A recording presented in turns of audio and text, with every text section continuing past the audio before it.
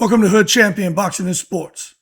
In boxing, you find a way to win or you find a way to lose. And in boxing right now, you got chaos. Chaos everywhere. There's all kind of crap going on in boxing where I can't even make sense of it. You know what I'm saying? To me, the sport's in total chaos right now. Never seen nothing like it. Never. Never seen nothing like it. You even get the old heads. I'm 51. You get the cats 70 plus years old saying the same thing. The boxing world feels more emotionally explosive than it has in years. Matter of fact, than it ever has. They're talking about legal issues, public backlash, scandals, assaults, petitions, pet speculation, controversial stoppages, career downfalls, rising stars, influencer fight chaos. They're like, man, fans are witnessing a sport that feels increasingly unpredictable both inside and outside the ring. And Hood Champion tends to agree. Shit's going crazy. Matter of fact, everyone needs to hold their horses and stop taking it to the stupid. Now, first and foremost, Gervonta Davis facing warrants and parole trouble, man. Look, this is the thing, man. I don't know what's going on with Gervonta, but man, it just seemed like the system has got it out for him. Now, I know some people are going to disagree. Well, you know, Gervonta went out there and he's made mistakes. Well, look, I don't really have an opinion on that. But what I'll tell you is he seemed to be there in the breeze chilling. Then he pops up on a stream with Adrien Broner. Next thing you know, there's a warrant for his arrest for parole violation. At the end of the day, Gervonta Davis remains one of the biggest boxing stars, right? But I understand when people are out here again worried about legal issues overshadowing his career and all the reports surrounding the warrant I just mentioned connected to these parole violations. And this goes back to the car accident he was in a couple of years ago. And I'll be honest with you, I know somebody will go out there and try to get the paperwork. I just wonder, man, what the hell did the man do for the judge to be on, for them to be on his ass that quickly? And fans feel frustrated because, look, they know Tank is the real deal. Everybody held Tank in high regards, but when he started having these legal issues outside the ring and his last performance wasn't necessarily his best performance, that's why fans are just frustrated. They're like, yo, Tank, one of boxing's most naturally explosive talents, what is he doing? Throwing it all away. And I think they fear that, you know, there could be a recurring pattern here. You know what I'm saying? You watch a guy like Gervonta Davis and some of these other athletes who get in trouble, they end up with distractions. And from the distractions, you get instability. And then you have legal complications that repeatedly interrupt their greatness. Now, some supporters still believe Tank can become the face of boxing long term. Others worry that the outside the ring problems are going to permanently limit his legacy. And the thing is this, I want to point out, you know, somebody other like, it was Tank like 25 years old. Man, Tank in his 30s, man. Tank is not no damn young buck anymore. So I'm not saying he can't fight another 8 years. I'm just saying he's getting to that point to where the prime years, he's in it. And he can't afford for any inactivity and allow these prime years to just, you know, pass him by. Now, the individual who's with Adrien Broner, okay, that's who we saw him on the stream with. And I don't know if that's what got the attention put on him or what, but I do know that Adrien Broner's streaming comeback also has a lot of fans worried. They're like, AB, about billions? They're like, nah, man. They're like, although AB continues to find ways to remain visible publicly now, they're like, we see him leaning heavily into the streaming thing and this internet content, and we kind of like what we're seeing. He's jovial, yeah, he's funny, but he also showing some signs that, you know, he could get himself in a whole lot of shit because some of the stuff he's doing is being recorded and streamed to the world. And whether if it's staged and orchestrated, that's one thing, but if it's not, it's all bad. You see, a lot of fans enjoy seeing Broner active and entertaining again. But there are others, like I said, are deeply concerned because they perceive Broner as, you know, they just see it a lot of, they feel I'm going to just be real with you. They're concerned about what they perceive as alcoholism, self-destruction, emotional instability, and unresolved personal struggles. All right? I said it. I was trying to figure out a different way to say it, but I just got to shoot it straight with no chaser. You see, Broner has always passed the goddamn swag test, possessed charisma, natural star power. You know, he had it, and he still has it. But when he was in his prime, he had it, man. Broner had it. He could have definitely become a billionaire. But again, you know, because he always possessed these things, you know, that's what makes his decline, I think, emotionally difficult for longtime boxing fans. Because again, they're saying the same thing. Damn, this man really could have been the guy to go and surpass Floyd Mayweather. He could fight. He just had everything, man. Men liked him. You know, ladies liked him and shit. He had money. He could fight. He had the boxing world at his hands. But many now view him as one of boxing's saddest, what could have been stories, and that's exactly what he's become. I'm wishing him nothing but the best. And people say, well, why are you rooting for him, Hood? Because no matter what, Broner's always taking care of his children. And I have a lot of respect for these men out here who, no matter what, they focus on the children. No matter what's going on in their life, with them personally, with the children's mother, with the job or whatever, they make sure their kids are straight. So I have the utmost respect for AB. But at the end of the day, I got to keep it 100% authentic. He is looking like one of boxing's saddest, what could have been stories, but maybe the streaming thing will help get him back on his feet. Sounds like it is. Now, Claressa Shields, big GWOAT. She has become enemy number one. She continues facing massive public backlash online. This girl, she wanted to own the internet and be the algorithm. Well, there you go. All this public backlash online. Now you got the petition tied to revoking her boxing license. And I mean, then I think she put a petition out for people to support Claressa Shields. I mean, it's just ridiculous, the shit that's going on right now. I can't do nothing but laugh. But you look at Claressa, man. What do you think going to happen when you have that kind of public behavior, acting the fool out here? This aggressive rhetoric. All the relationship drama with her man, papoose, pat, pat, pat, and then you got these repeated conflict narratives. You know what I'm saying? What you think is going to happen is going to be some controversy. These supporters argue that Claressa, right, because she does have some supporters out there, oh, Hood, she's being unfairly treated, unfairly targeted. You know, you guys are demons for how you're talking about the black sister. Oh, she's judged more harshly than male fighters historically. You guys are all wrong. Now, to that I say, in the most respectful way, for anyone who feels that way, hey, yo, hold your horses and stop taking it to the goddamn stupid. Let me tell you something, man. I'll argue tooth and nail that her public image has become way too divisive and damaging. She did that. I didn't do that. Content creators didn't do it. You know what I'm saying? She did it. No other athlete did it to her. She did it. She wanted to be the villain. Okay, be the villain. Gangster, GWA. GWOAT with an attitude. But either way, her situation has become one of the biggest conversations, and not just women's boxing, and boxing. I mean, people are talking about this. They don't have a damn thing to do with anything involving sports. They're just like, who is this GWOAT? What is a GWOAT? It's pissing off the whole world. Well, I tell you what, I know who the GWOAT is, and so do they, but people need to know more about this guy. Papoose, pat, pat, pat, because Papoose is being labeled, and I tend to agree, as a bit of an opportunist. And we know what his wife said about him and everything, and I hear what the ladies in the chat say, but when you watch the movements, it make you wonder. I tell you what, Papoose better marry Claressa. He better give her a little Pap Jr., Pap Jr., because if not, this man for the rest of his life gonna have people on his ass. You know what I'm saying?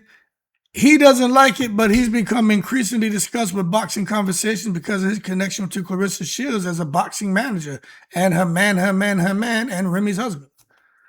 Critics online are now questioning his role around her career, his qualifications, whether the relationship dynamic damaged her brand publicly. I tell you all, I think it has. You say time will tell. No, I don't need any more time. Look at what's going on. They got a damn petition out here. You got this shit's turned political. You got Democrats and Republicans out here trying to put that heat on her.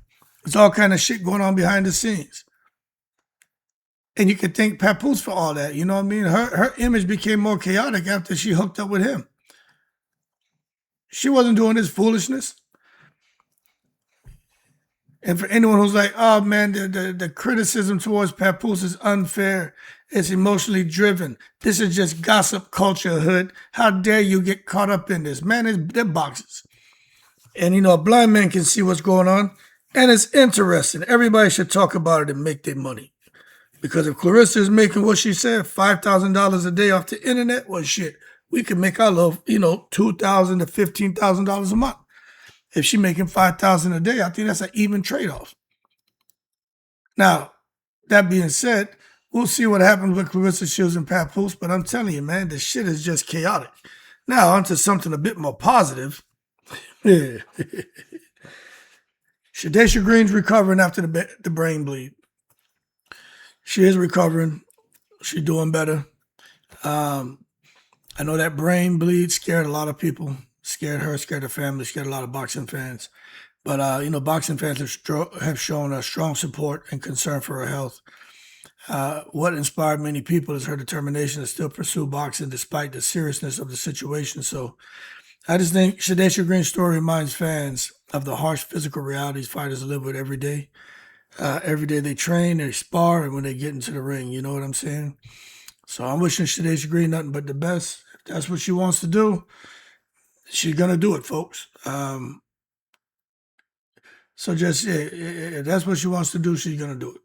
But right now, she's just resting, recovering, and going out and doing a little bit, helping people train and being involved in the community. So she's still active and doing things, but definitely not sparring and stuff like that yet. And she just got to take this one day at a time. So we'll see what ends up happening by the end of this year, next year. We'll see if how soon she'll get back in the ring, or if she will ever return to the ring. But one thing I know is that's her goal, is to get back to boxing. Also, we know the goal for Alycia Baumgardner was to fight Amanda Serrano. But I'm going to tell you right now, I don't think she's going to get that fight. When I saw Amanda Serrano come out here and push that she feels a super fight is Dubois, Caroline Dubois against Alycia Baumgardner, when she said that, that shit created a lot of speculation among fans. And for me, I stopped right there in my tracks. I said, Serrano ain't fighting AB. No way.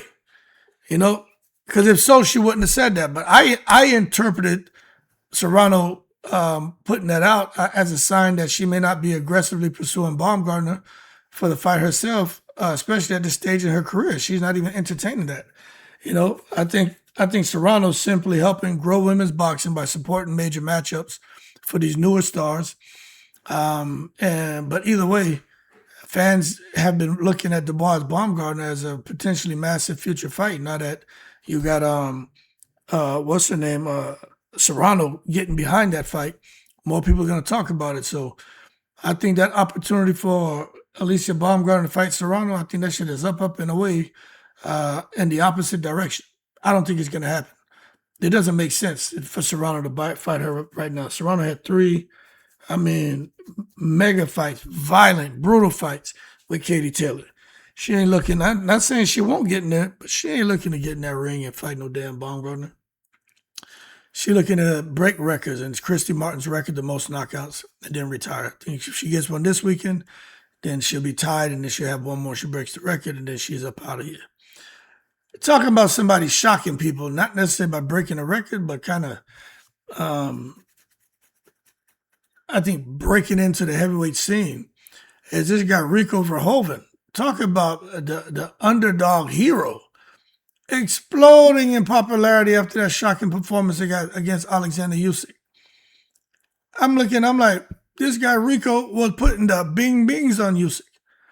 He was winning the fight, man. You know what I'm saying? And then a lot of us felt he was kind of robbed after the controversial stoppage right at the end of the 11th. The bell rang, and then Usyk threw a couple more punches. The ref stopped the fight after the bell rang.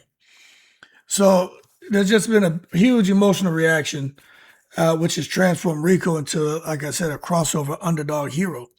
Fans are like, yo, this guy's courage, his pressure, his timing, his combination punching, punch placement, composure, refusal to mentally break. They're like, even in defeat, his reputation skyrocketed because everyone feels he had a minute to recover for his team to piece him back together. And then he probably would have been able to come out in the 12th round and survive three minutes. You know, it probably would have been ugly, sloppy, a lot of clinching, grabbing. But if he could have got to the finish line. But anyway, now Rico is in high demand for a lot of fights. The biggest fight being mentioned is the rematch with Usyk. The next is him fighting Francis Ngannou. I hope they make that fight with Francis Ngannou. That would be outstanding. Especially if they just do it as a boxing match. That would be cool as hell. To see two like kickboxers, MMA guys fight in a boxing match. Both of them have hands. But I'm going to tell you right now, I think Rico gets Ngannou. I ain't going to lie. And I'll be rooting for Ngannou. That man's story is very inspiring. But I'll root for him, but I think Rico gets him. Anyway, we'll see what happens. Now, this whole thing with Eddie Reynoso.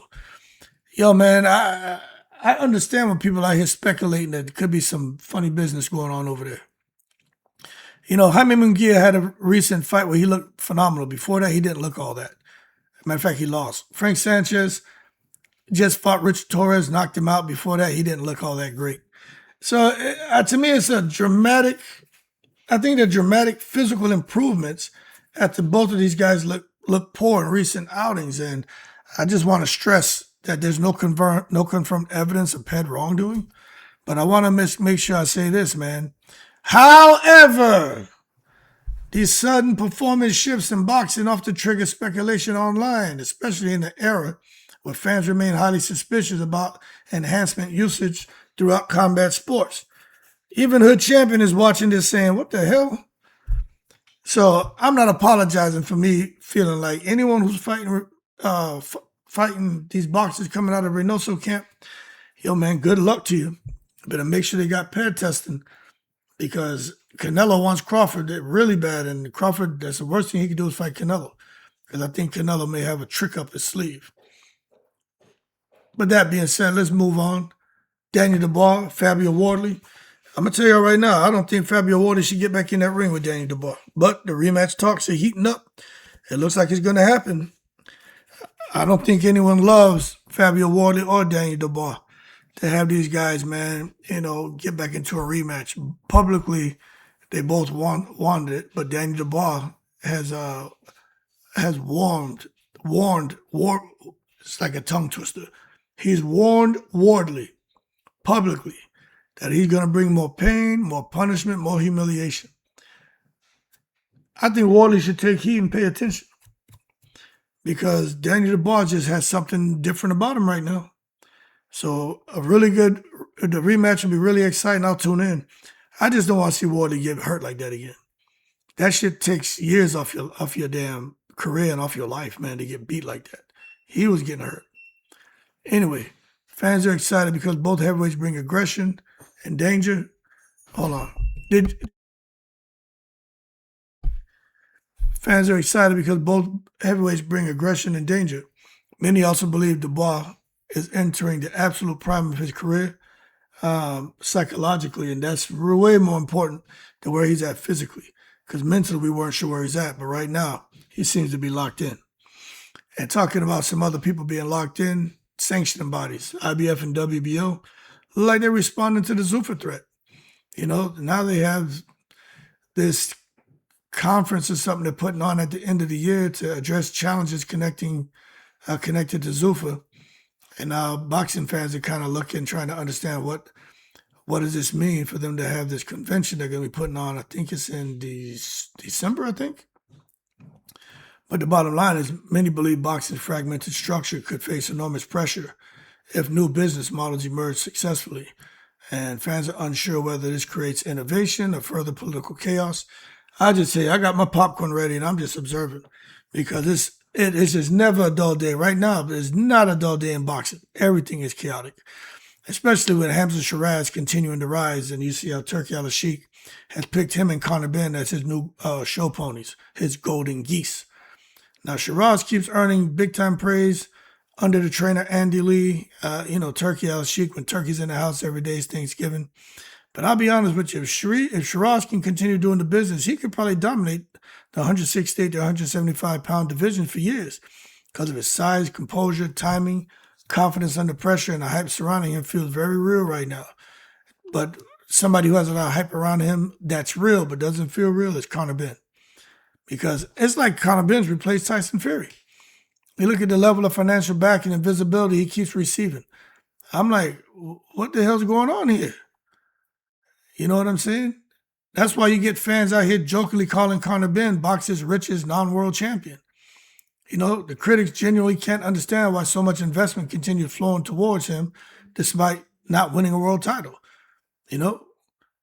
We understand Conor Benn's going to bring the talk, the excitement, controversy, attention, and entertainment value. We get it. And in today's boxing business, attention often equals money. But at the same time, I don't think he's supposed to be fighting Ryan Garcia next. I think Ryan Garcia tranquilized him. But if Ryan loses, then I'm telling you, Conor Benn is up and away to even bigger fights and more money because he'll have a WBC title at 147. I just don't think he beats Ryan. That's just my opinion. But we will find out, won't we? I think they're supposed to be fighting in,